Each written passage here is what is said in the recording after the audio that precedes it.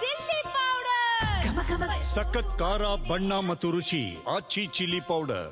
ಸಂಡೂರಿನ Bannihatti railway ಯಾರ್ಡ್ನಲ್ಲಿ ಅದಿರು ನಾಪತ್ತೆ ಆಗಿರುವಂತಹ ಆರೋಪ ಕೇಳಿಬರ್ತಾ ಇದೆ.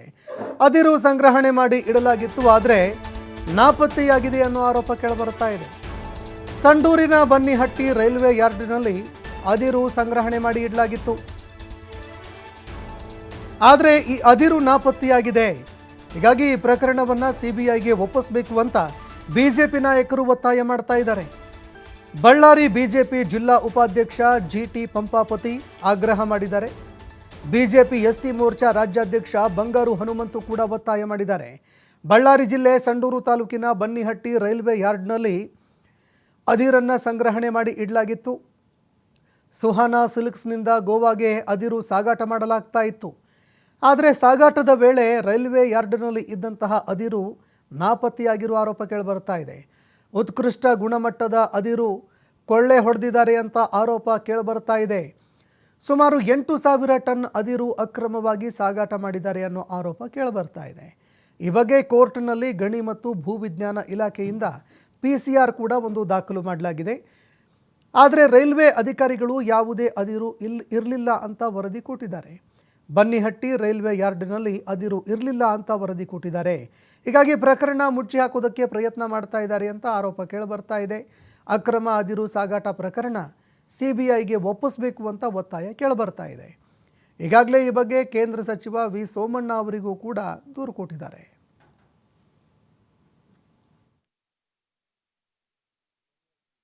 ಏನು ರೈಲ್ವೆ ಯಾರ್ಡಲ್ಲಿ ನಮ್ಮ ಬ್ರದರ್ ಫಸ್ಟು ಜಿಟಿ ಪಂಪಣ್ಣವ್ರು ಹೋಗಿ ಅಲ್ಲೊಂದು ಪ್ರೆಸ್ ಮೀಟ್ ಮಾಡಿದರು.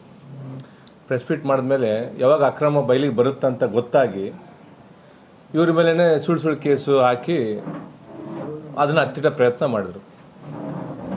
ಇದು ಹೀಗೆ ಮುಂದುವರೆದಪ್ಪ ಅಂತಂದರೆ ತಪ್ಪು ಮಾಡ್ತಾರೋರು ಮತ್ತು ರಾಜಾರೋಷವಾಗಿ ಅಕ್ರಮ ಮಾಡ್ತಾ ಇರ್ತಾರೆ ಅಂತ ಗೊತ್ತಾಗಿ ಒಂದಿನ ನನಗೆ ಪಂಪಣ್ಣವ್ರು ಕರೆ ಮಾಡಿದ್ರು, ಅಣ್ಣ ಇದು ಏನೋ ಒಂದು ಮಾಡ್ಬೇಕಣ್ಣ, ಇವರು ಅಕ್ರಮ ಬಯಲಿಗೆ ತರಲೇಬೇಕಂತ ದೃಷ್ಟಿಯಿಂದ ನನಗೆ ಫೋನ್ ಮಾಡಿದಾಗ ಆಯ್ತು ಅಂತಂದರೆ ನಾನು ಕೇಂದ್ರ ಸಚಿವರಾದ ವಿ ಸೋಮಣ್ಣವ್ರ ಹತ್ರ ಹೋಗಿ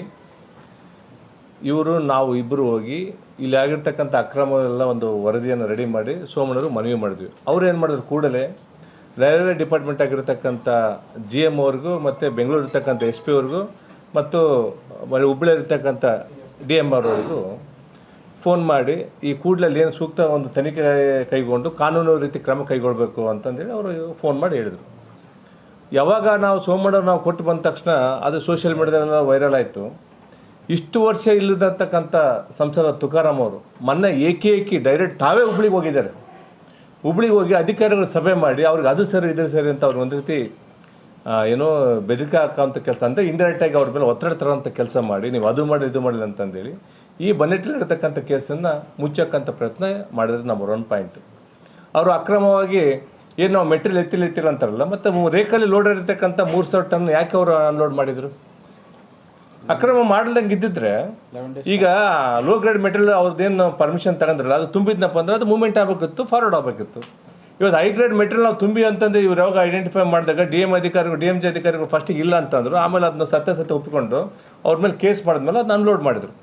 ಅದು ಕೋರ್ಟಲ್ಲಿ ಕೂಡ ಸುಮಾರು 11 ದಿನ ರೇಕು ಅಲ್ಲಿ ಸ್ಟಾಪ್ ಆಗಿತ್ತು. ಅವ್ರು ಪೆನಲ್ಟಿ ಕೂಡ ಕಟ್ಟಿದ್ರು, ಸುಮಾರು 1,10,00,000 ಪೆನಲ್ಟಿ ಕಟ್ಟಿದ್ರು.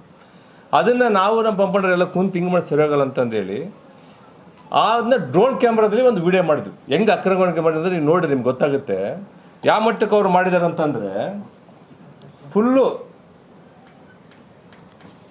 ಇಲ್ಲಿ ನೋಡ್ರಿ, ಇದು ರೈಲ್ವೆ ಯಾರ್ಡು. ಒಂದು ಸೆಕೆಂಡು, ಈ ಪಕ್ಕದಲ್ಲಿ ಇರ್ತಕ್ಕಂಥ ಏರಿಯಾ ನೋಡಿ ಕಾಣ್ತದ, ಅಲ್ಲಿ ಖಾಲಿ ಆ ಕಡೆ ಈ ಕಡೆ ರೈಲ್ವೆ ರೇಖೆ ರೋಡಾಗಿ ನಿಂತಿದ್ದೆ. ಅದು ತುಂಬಿರ್ತಕ್ಕಂಥ ಅಕ್ರಮವಾಗಿ ತುಂಬಿರ್ತಕ್ಕಂಥ ಐರನ್ ಅವರು ಪಕ್ಕದಲ್ಲಿ ಅದೆಲ್ಲ JCB ಲೋಡ್ರಲ್ಲೆಲ್ಲ ಆ ಪೂರ್ತಿ ಲೋಡಾಗಿ ತುಂಬಿರತಕ್ಕಂಥ ಒಂದು ಸ್ಥಳ ನೋಡಿ. ಸುಮಾರು 100 ಮೀಟರ್ ಗಟ್ಟಲೆ ಕಿಲೋಮೀಟರ್ ಗಟ್ಟಲೆ ಅದು ಇರ್ತಕ್ಕಂಥ ಸ್ಟಾಕ್ ಇರ್ತಕ್ಕಂಥ ಮೆಟೀರಿಯಲ್ ತುಂಬಿರೋದು ಮೀಟರ್ಗಳು. ಇವಾಗಂತೂ ಅದನ್ನ ಮಾಡೋಕ್ಕಾಗ, ಈಗ ಮಾಡಿರೋದೆ. ಹಿಂದಂತೂ ಮಾಡಿದ್ರಲ್ಲಿ ಗಿಡ ಮರಗಳು ಬೆಳಿತೀವಿ, ಅಕ್ಕಪಕ್ಕೆಲ್ಲ ಗಿಡ ಮರಗಳೆಲ್ಲ ಬೆಳೆದಿದ್ದಾವೆ. ಅದನ್ನೆಲ್ಲ ಕ್ಲೀನ್ ಮಾಡಿ ಎಷ್ಟು ಮಟ್ಟಿಗೆ ಮೆಟೀರಿಯಲ್ ತುಂಬಿ ಇವರು ಕಳ್ತನದ ಅಕ್ರಮವಾಗಿ ಐರನ್ ಅವರನ್ನು ಮಾರಿ ಇವತ್ತು ಅವರೊಂದು ಹಗಲು ದರೋಡೆ ಮಾಡ್ತಾ ಇದ್ದಾರೆ. ಯಾರು ತುಕಾರಾಮ್ ಅವರು, ಸಂತೋಷ್ ಲಾಡು ಮತ್ತು ಅವ್ರ ಮಗ ಹಗಲು ದರೋಡೆ ಮಾಡ್ತಾ ಇದ್ದಾರೆ. ಬನ್ನಿಹಟ್ಟಿ ಏನು ರೈಲ್ವೆ ಯಾರ್ಡಲ್ಲಿ ನಮ್ಮ ಬ್ರದರ್ ಫಸ್ಟು ಜಿಟಿ ಪಂಪಣ್ಣವ್ರು ಹೋಗಿ ಅಲ್ಲೊಂದು ಪ್ರೆಸ್ ಮೀಟ್ ಮಾಡಿದರು.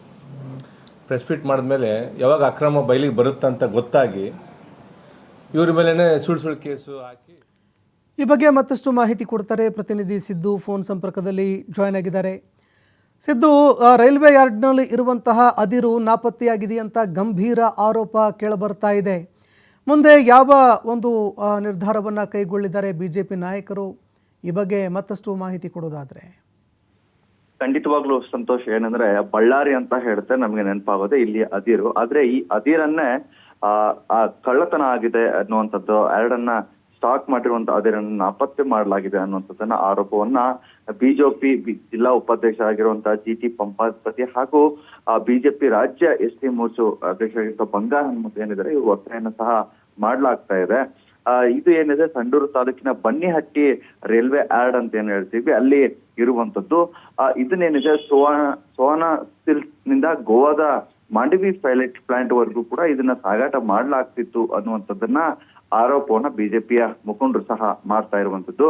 ಅದಿರು ಸಾಗಾಟದ ವೇಳೆ ರೈಲ್ವೆ ಯಾರ್ಡ್ನ ಅತ್ಯಂತ ಒಳ್ಳೆ ಉತ್ತಮವಾಗಿರುವಂತಹ ಇದು ಯಾರ್ಡ್ ಆಗಿತ್ತು ಮತ್ತು ಕನಿಷ್ಠ ಇಲ್ಲಂದ್ರೂ ಸುಮಾರು 8,000ಕ್ಕೂ ಟನ್ ಇಲ್ಲಿ ಅಕ್ರಮವನ್ನ ಮಾಡಲಾಗಿದೆ ಅನ್ನುವಂಥದ್ದನ್ನ ಆರೋಪವನ್ನ ಮಾಡಲಾಗಿದೆ. ಇನ್ನು ಈ ಅಕ್ರಮ ಮಾರಾಟ ಮಾಡ್ತಾ ಇರುವಂತಹ ಸಂದರ್ಭದಲ್ಲಿ ಮತ್ತು ಗಣಿ ಮತ್ತು ಭೂ ವಿಜ್ಞಾನ ಇಲಾಖೆ ಕೂಡ ಇದಕ್ಕೆ ಭೇಟಿ ನೀಡಿತ್ತು. ಇದನ್ನ ಕೋರ್ಟ್ ಅಲ್ಲಿ ಈಗಾಗಲೇ PCR ಕೂಡ ದಾಖಲು ಮಾಡಲಾಗಿದೆ.